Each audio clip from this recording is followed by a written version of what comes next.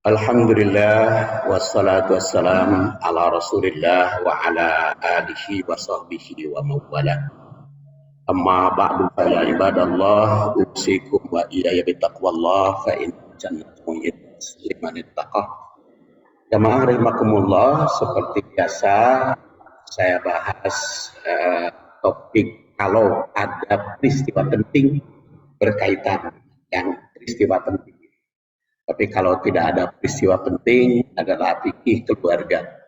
Dan baru saja kita bertemu dengan tanggal 12 Ramadan, yaitu hari kemarin, hari Sabtu. Berarti sekarang tanggal 18 Ramadan, insya Allah 12 hari atau 11 hari lagi kita ibadah saum.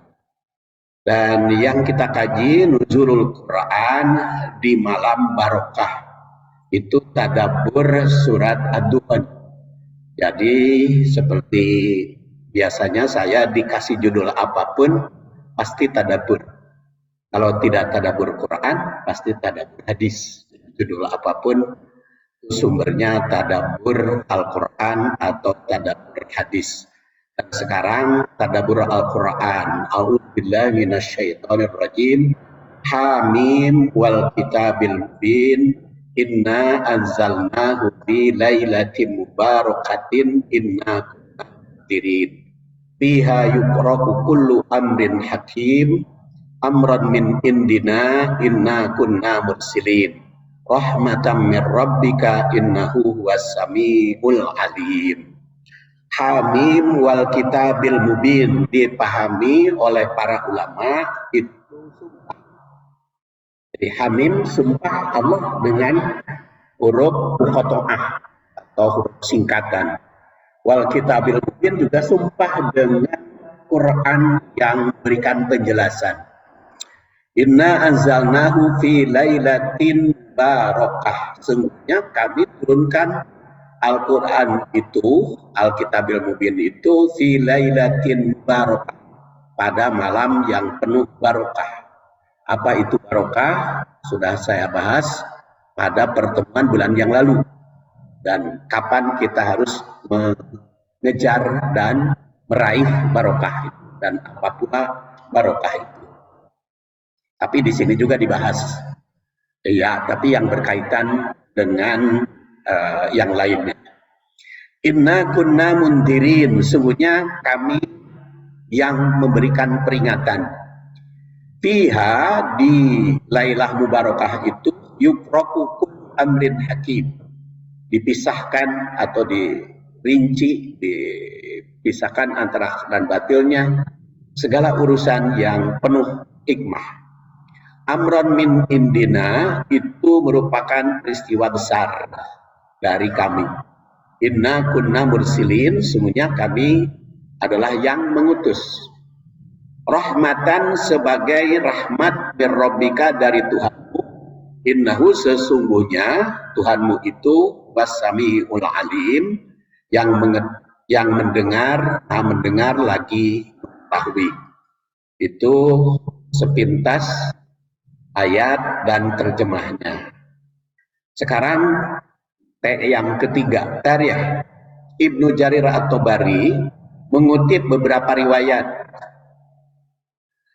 Antara lain mengungkap pendapat Ibnu Abbas yang lahir 3 sebelum hijrah, wafat 68 hijriah, yang mengatakan bahwa Al-Quran itu turun pertama kali jumlah wahidah. Jadi kata Ibnu Abbas, turun pertama kali itu jumlah wahidah secara keseluruhan. Kemudian turun berikutnya secara berangsur. Dan turun berikutnya secara jumlah wahidah. Jadi menurut Ibnu Abbas, yang dikutip oleh At-Tabari, Quran itu turun 3 periode. Periode pertama sekaligus dari Lauh Mahfuz ke Baitul Izzah, kemudian dari Baitul Izzah ke Rasul, dan pada akhirnya diturunkan kembali secara keseluruhan di Ramadan terakhir, Ramadan tahun ke-10 Hijriah. Makanya Rasulullah SAW itu kan karena ajwadun nas, Rasul itu orang yang paling dermawan, wa ajwad ma yakun fi Ramadan, dan beliau lebih dermawan lagi di Ramadan, fayudarisul, dan tadarus Al-Quran. Yang dimaksud dengan tadarus Al-Quran itu membaca Al-Quran secara keseluruhan di bulan Ramadan. Kemudian historis atau sejarah yang kedua, Al-Quran diturunkan merupakan rangkaian dengan kitab-kitab yang lain. Kita ketahui kitab yang diturunkan Allah kepada para nabi ada 100. Dan yang kita kenal adalah 4, yaitu Taurat, Zabur, Injil, dan Al-Quran. Dari 100 itu yang dikenalkan oleh Al-Quran namanya yaitu 4. Dan ternyata Suhuf Ibrahim itu fi awalil lailah min Ramadan, turunnya awal Ramadan. Jadi perkataan Ramadan sudah ada sejak dahulu kala. Jadi sejak alam bumi dan langit diciptakan, bulan Ramadan sudah ada. Nabi Ibrahim juga bulan Ramadan. Kemudian juga unjilat at-Taurat, Taurat juga di bulan Ramadan tanggal 6. Kemudian Injil juga Salas Asyarah 13. Dan juga Furqan Al-Quran pada 24 dalam hadis ini dikemukakan. Jadi hadis ini memberikan gambaran bahwa Allah Subhanahu wa taala itu menurunkan kitab kebanyakan di bulan Ramadan. Dan Al-Quran termasuk yang diturunkan di bulan Ramadan secara khusus. Jadi nama Ramadan sudah ada sejak dahulu kala. Dan Ramadan itu di sini disebut Syahrul Mubarak, seperti pada penjelasan bulan yang lalu. Jadi bulan yang diberkahi. Historis yang ketiga, Rasul di usia 40 tahun sering bertahanus setelah diangkat jadi nabi. Diangkat jadi nabinya bulan Rabiul Awal, tanggal 8 Rabiul Awal, ketika beliau berusia 40 tahun. Sudah beristri, namanya Khadijah. Jadi 15 tahun menikah dengan Siti Khadijah, diangkat jadi nabi, kemudian tahanus, dan dalam tahanus itulah turun wahyu, yaitu di Gua Hira pada bulan Ramadannya. Jadi setelah Rabiul Awal diangkat jadi nabi, lalu diangkat jadi rasul berdasar surat Al-Alaq, dan surat Al-Alaqnya turun pada saat itu sebagai wahyu pertama. Dan makna surat Al-Alaq ayat 1 sampai 5 sudah kita bahas pada pertemuan yang lalu, jadi tidak dibahas lagi. Demikian diriwayatkan oleh Al-Bukhari yang dikisahkan oleh Rasul kepada Aisyah. Kenapa tidak Khadijah? Kan Khadijah sudah wafat lebih dahulu. Jadi banyak riwayat lalakon Rasul dengan Khadijah itu diceritakan oleh Aisyah. Dan Aisyah itu dinikah setelah Rasul wafat. Jadi setelah Khadijah wafat. Jadi Khadijah wafat ketika Rasul berusia 50 tahun. Kemudian nikah dengan Siti Saudah.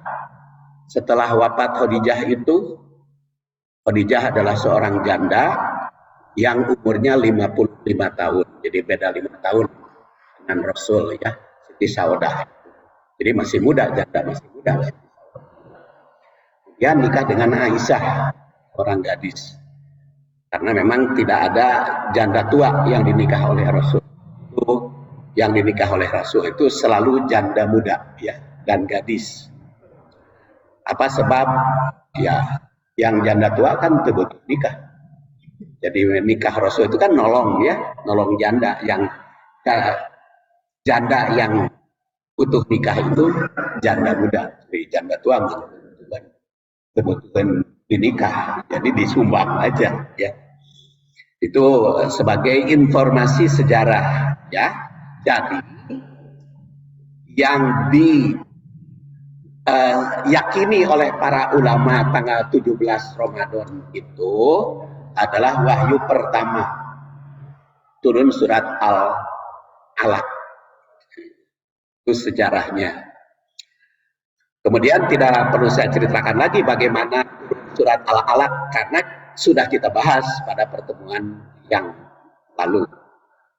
Sekarang kita lihat tanasub ayat. Terutama tanasub ayat dengan surat sebelumnya, yaitu surat Az-Zukhruf.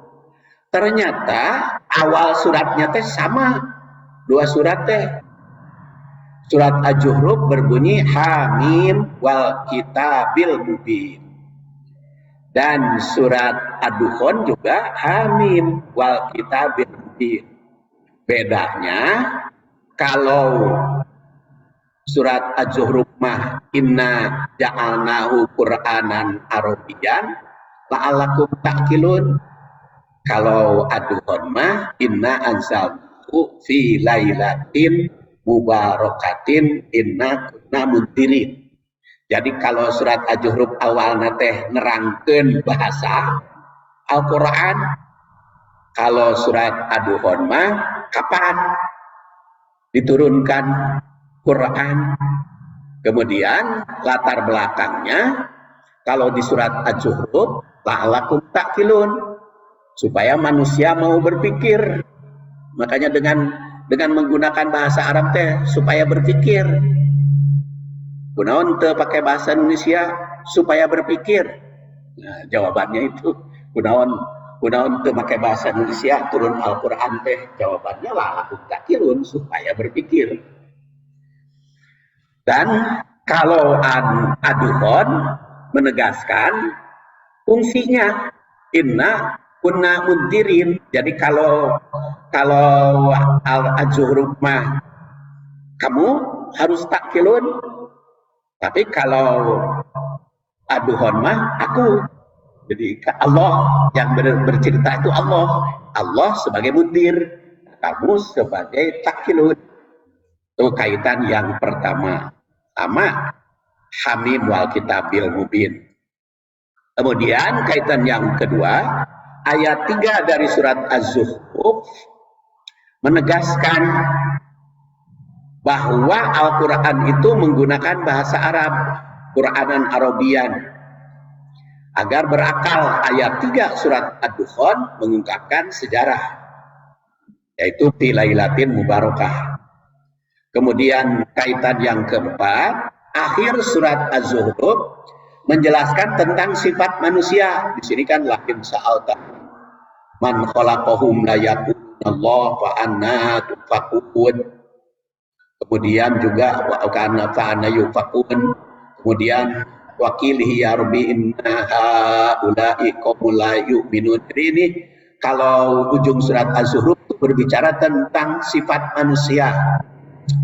Ada sifat manusia yang baik, ada pula yang buruk.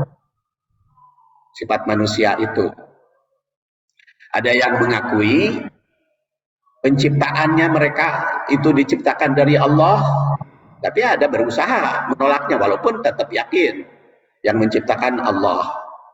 Awal ayat surat Ad-Dukhan mengungkap Quran yang mengandung pemisah antara baik yang buruk. Jadi kalau di ujung surat Az-Zukhruf berbicara manusia ada yang baik, ada yang buruk.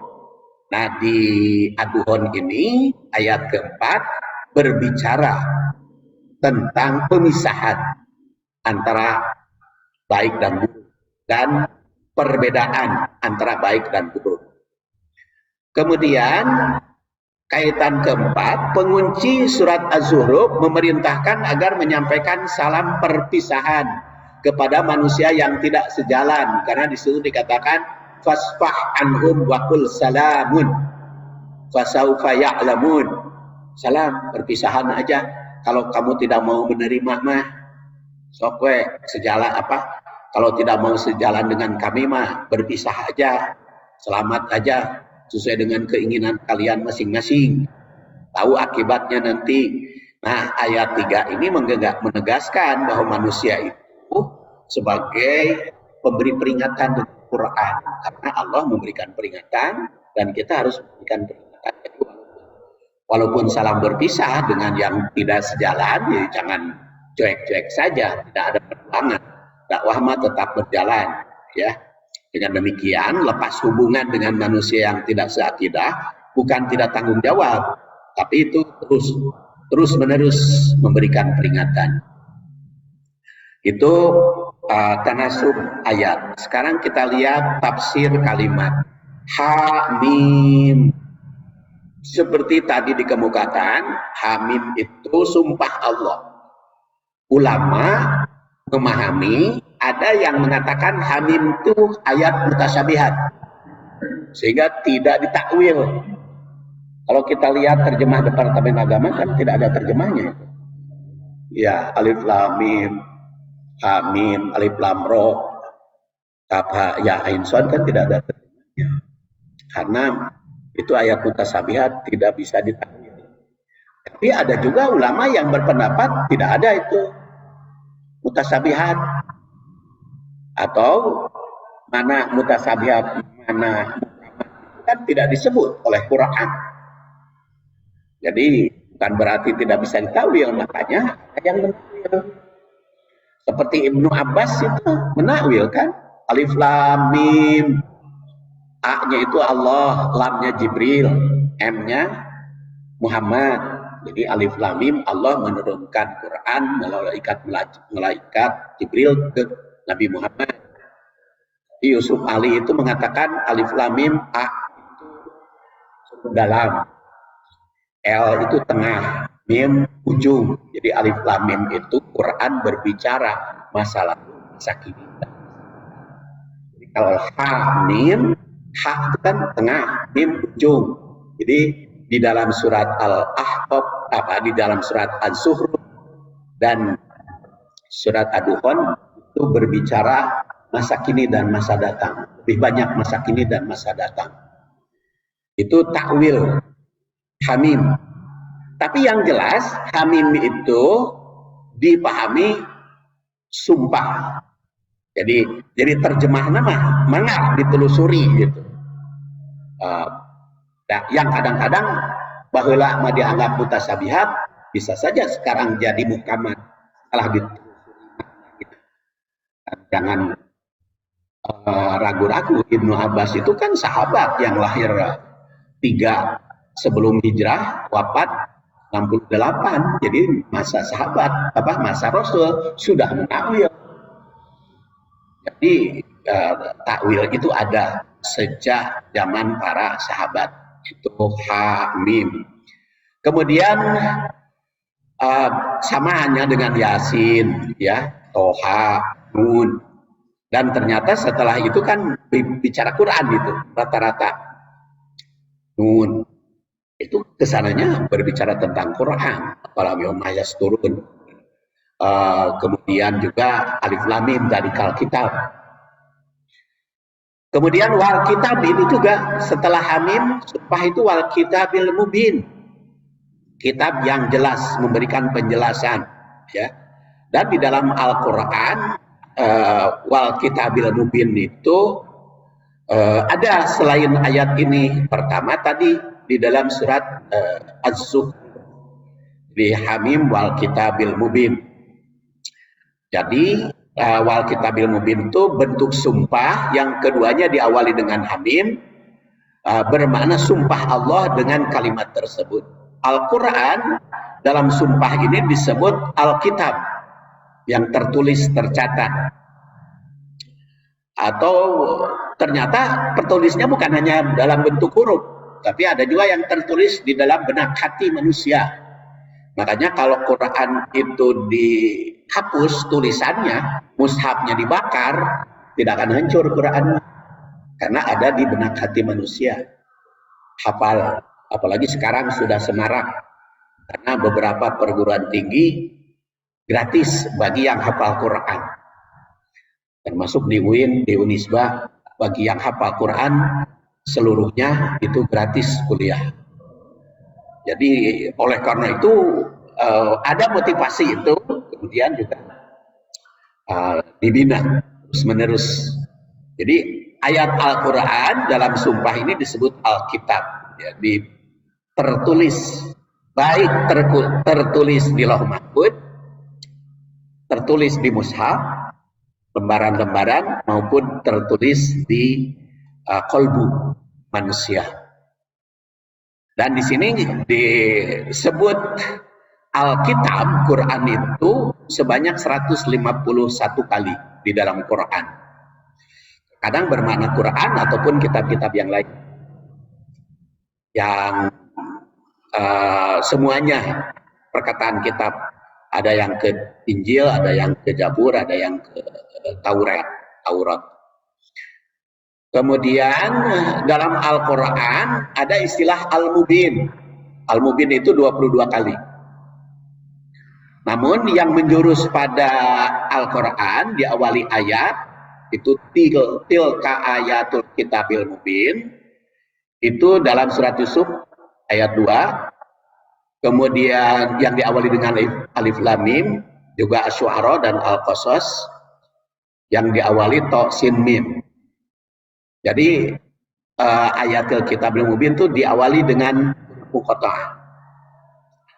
Dan 2 kali sumpah Allah ini mengingatkan agar setiap mukmin semakin yakin akan keagungan Allah yang berkuasa atas segala sesuatu. Kemudian dalam Al-Quran itu terdapat makna yang mesti ditelusuri karena akan tetap mengandung rahasia yang sangat mendalam. Jadi kalaupun Bapak sudah profesor doktor dalam ulumul Quran, anggerwe aya nu can kapanggih tadi itu. Sebab ada yang rahasia.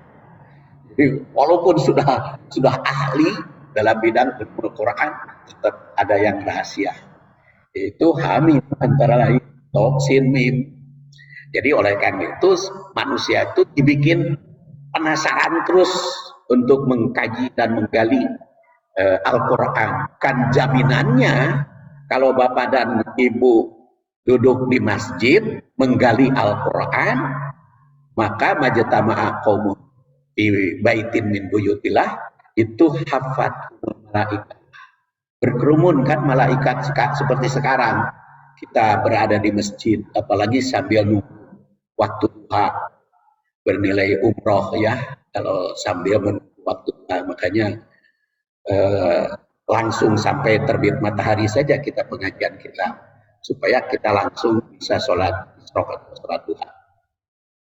Jadi itu jaminan dalam hadis riwayat Muslim, akan dikerumuni malaikat dan diberikan ketentraman kalau kita mengkaji dan mentadaburi Al-Quran. Kemudian yang ketiga, mencari penjelasan isi Al-Quran itu berawal dari Al-Quran itu sendiri. Jadi pertama kali memahami Al-Quran harus berawal dari Quran.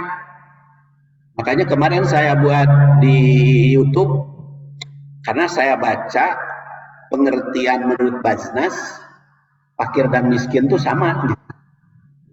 Di Google kan ada itu pengertian fakir miskin Baznas. Menurut Baznas itu fakir yang tidak punya harta, kalau miskin punya harta tapi tercukup atau sarwaken ya. Fakir miskin teh. Menurut Baznas itu di Google ada dicek gitu, di Baznas resmi gitu. Jadi fakir miskin sama beliau. Padahal kita harus baca Quran. Kalau kita baca Quran, fakir itu fuqara itu lilladzina uksiru fi sabilillah. Surat Al-Baqarah 273. Jadi fuqara itu adalah orang yang terikat hidupnya dengan perjuangan agama Allah. Sehingga la yastati'una dorban fil ardi. Tidak ada kesempatan untuk mencari harta, mencari nafkah. Untuk berbisnis itu tidak bisa. Karena waktunya terikat. Dari mulai subuh, ngaji, terus ngaji persiapan, malamnya menggali Al-Quran, disampaikan. Jadi hidup itu terikat dengan dakwah Al-Quran, ada dakwah Islam. Itu fuqara illadzina usiru fi sabilillah. Sedangkan miskin dalam riwayat Bukhari yang lahir 194 256 dikemukakan adalah miskin itu yaitu malayugni, orang yang tidak bisa mencukupi kebutuhan keluarga, itu orang miskin. Jadi beda sekali kalau kita baca Quran dan hadis antara fakir dan miskin. Kalau fakir itu yang terikat dengan perjuangan agama Allah. Kalau miskin itu umum, yang penting dia tidak bisa memenuhi kebutuhan secara normal. Dan kebutuhan secara normal menurut Badan Pengelola Statistik sekarang ini di Indonesia adalah 600.000 per bulan per orang. Jadi kalau Bapak punya anak 4, berarti yang tidak miskin apabila Bapak punya penghasilan 3.600.000. Nah, kalau di bawah 3.600.000 padahal punya anak 4, maka itu miskin. Jadi kalau di atas 3.600.000 bukan miskin. Jadi kriteria miskin itu tidak mencukupi. Jadi kalau seperti kalau saya punya anak 4, tetapi 4-nya sudah mandiri. Jadi saya tinggal satu aja tanggung jawab saya tinggal satu, istri unggul. Berarti kalau saya punya gaji 1.200.000 bukan miskin. Nah, tanggung jawab saya cuma satu. Eta mah ada apa cenah 600 mah cukup ai masalah cukup mah. Kaya sama cek BPS gitu 600. Nah, itu salah satu cara memahami Quran.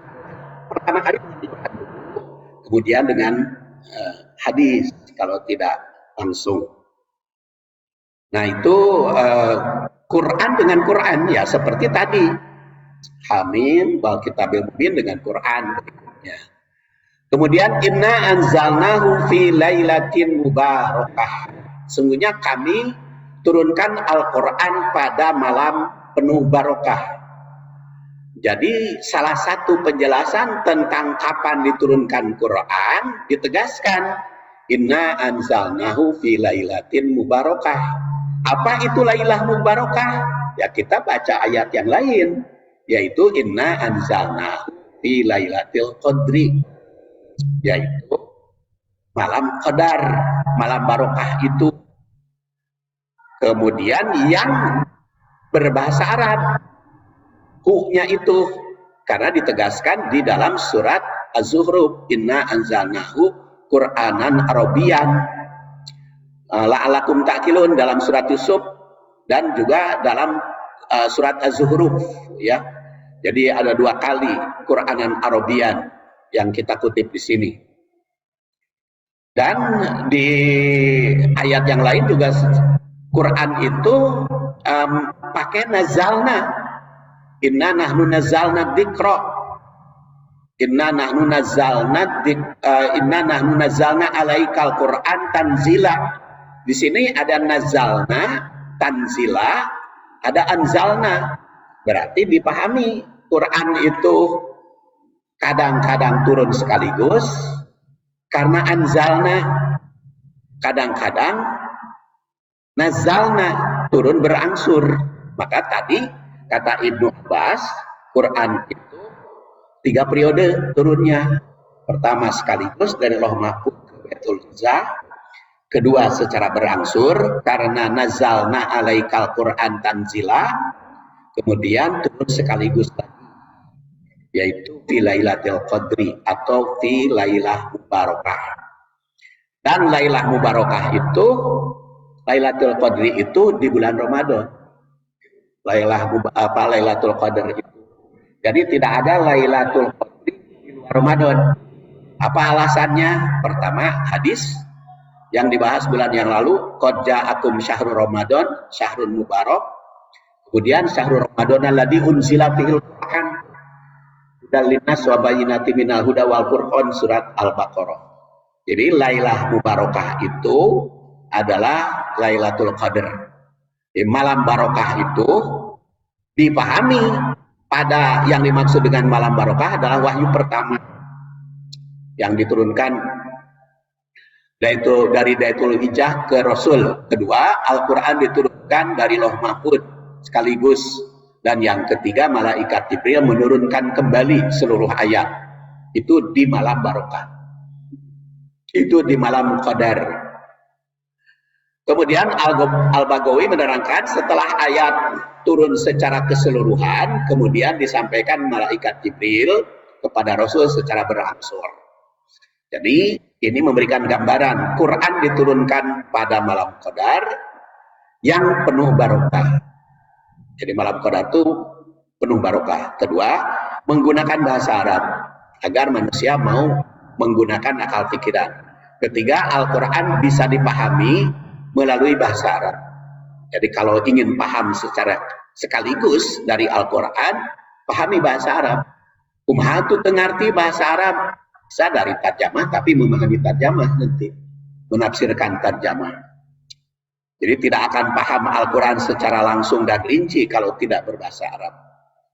Kemudian kelima, dalam analisis Quran setelah memahami, maka mesti menggunakan analisis, menggunakan akal pikiran, karena la'allakum ta'qilun.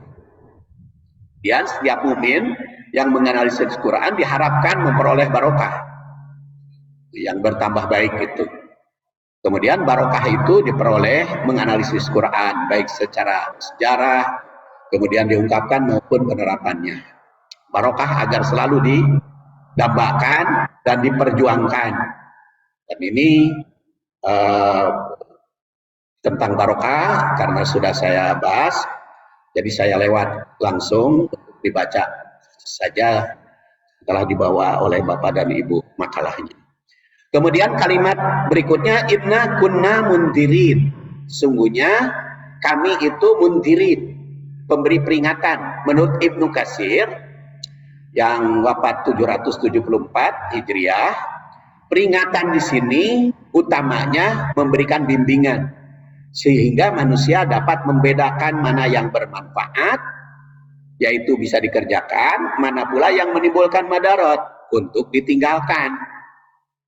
Jadi madorotnya menurut syariah tentu saja. Ya. Jadi oleh karena itu di dalam ayat ini terkandung tentu saja beberapa makna.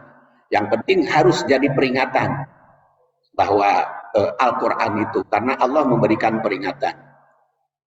Jadi yang kurang manfaat kita tinggalkan karena diingatkan. Kalau yang manfaat boleh asal sesuai dengan syariah. Inna kunna muntirin. Fiha yufraqu kullu amrin hakim. Di dalam Lailatul Qadar itu, di Lailah Mubarakah, karena fiha dan langsung Al-Quran, tapi fiha di malam Mubarakah itu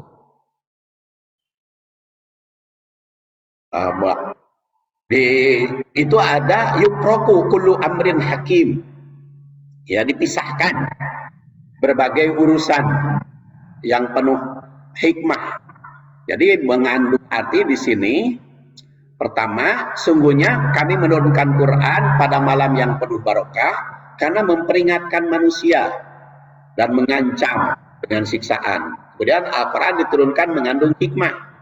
Dan ketiga, menjelaskan mana yang baik, mana yang buruk. Itu yufraqu. Dan seperti tegaskan di dalam surat Al-Baqarah ayat 185, Syahrul Ramadan alladzi unzila fihil Qur'an. Itu hudal linnas wa bayyinati minal huda wal furqan. Dan juga di dalam surat Al-Furqan ayat 1. Tabarakalladzi nazzalal furqan ala abdihi liyakuna lil alamina nadhira. Kemudian Al-Furqan juga kepada Injil sama, ya.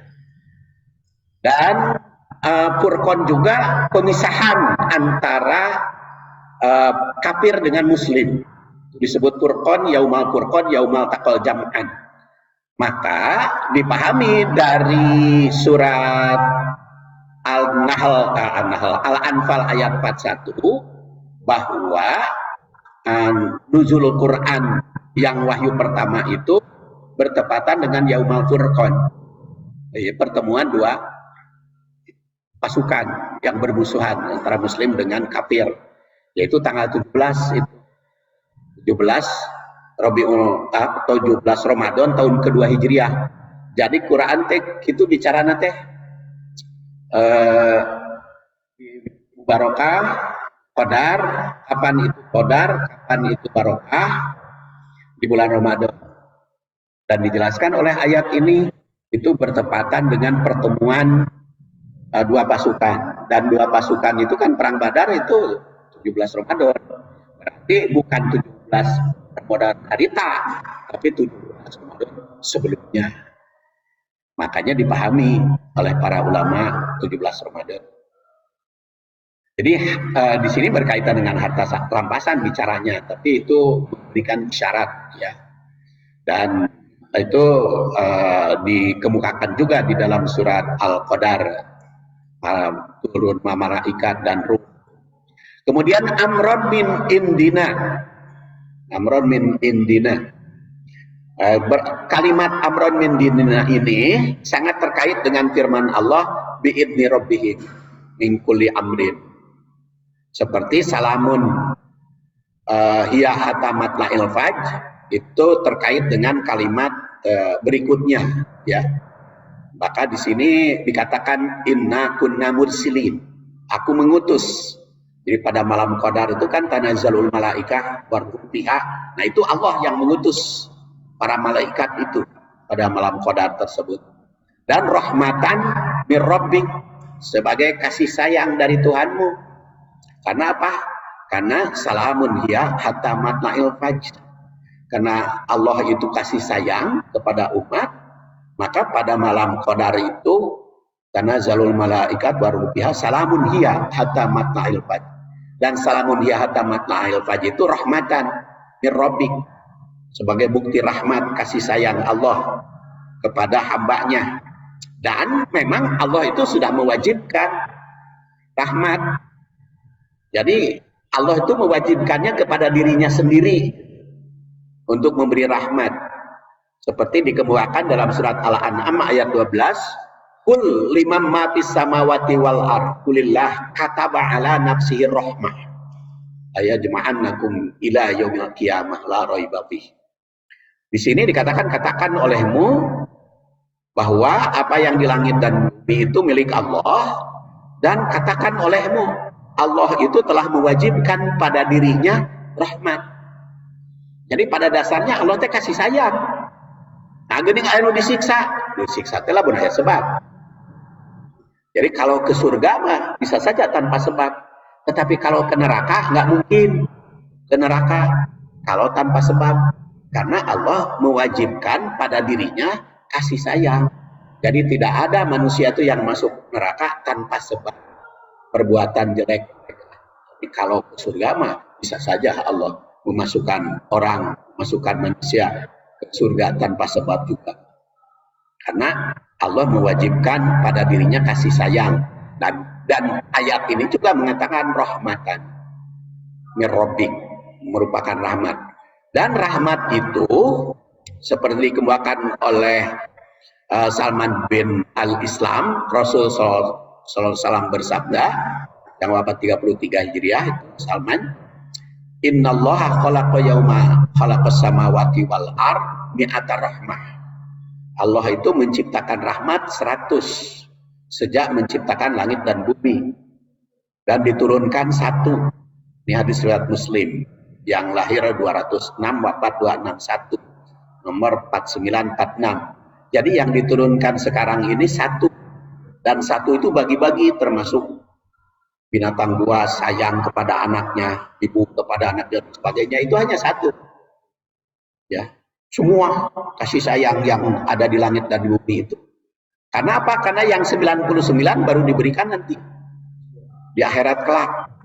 Jadi 1 saja demikian hebat, apalagi kalau yang 99-nya. Itu masih banyak jadi rahmat teh. Makanya jangan sampai putus asa untuk mengharap rahmat Allah. Innahu huwas sami'ul alim. Sungguhnya Allah maha mendengar lagi maha mengetahui. Ini sifat dan asma Allah subhanahu wa ta'ala, pengunci. Jadi apapun yang diperbuat manusia pasti diketahui karena alim. Apapun yang diucapkan manusia pasti dengar karena sami. Jadi seluruh rangkaian dikemukakan dari ayat pertama sampai ayat 5 itu diketahui oleh Allah dan didengar. Sekarang langsung ke takwil ayat. Pertama, Allah bersumpah dengan huruf muqatta'ah dan Al-Quran yang memberikan penjelasan. Sumpah tersebut berfungsi agar apa yang dijelaskan mendapat perhatian. Kan gitu sumpah itu. Seperti watin wa zaitun pada waktu yang lalu, itu sumpah. Kemudian huruf muqatta'ah singkatan, ada yang menganggap sebagai ayat mutasabihat, ada yang muhkamat. Yang jelas Quran tidak menunjukkan mana mutasabihat, mana muhkamat. Hadis juga tidak. Jadi oleh karena itu kita telusuri aja semua. Kemudian yang ketiga, Quran diturunkan pada malam penuh barokah, dipahami oleh ulama mufassir malam qadar. Dan qadar itu pasti ada di bulan Ramadan. Katain malam nama mana ya? Yang jelas ada di bulan Ramadan. Keempat, malam qadar merupakan penuh barokah, terjadi pada bulan Ramadan. Terdapat perbedaan ulama, apakah diturunkan malam qadar itu keseluruhan atau wahyu pertama atau keseluruhan lagi tadi. Kelima, Al-Quran turun dengan dua metode. Pertama sekaligus, kedua berangsur. Maka kita juga memahami Quran itu dua metode. Pertama, ngaca ya, dari Al-Fatihah Al-Baqarah terus sampai Anas, tamat Anas balik deui.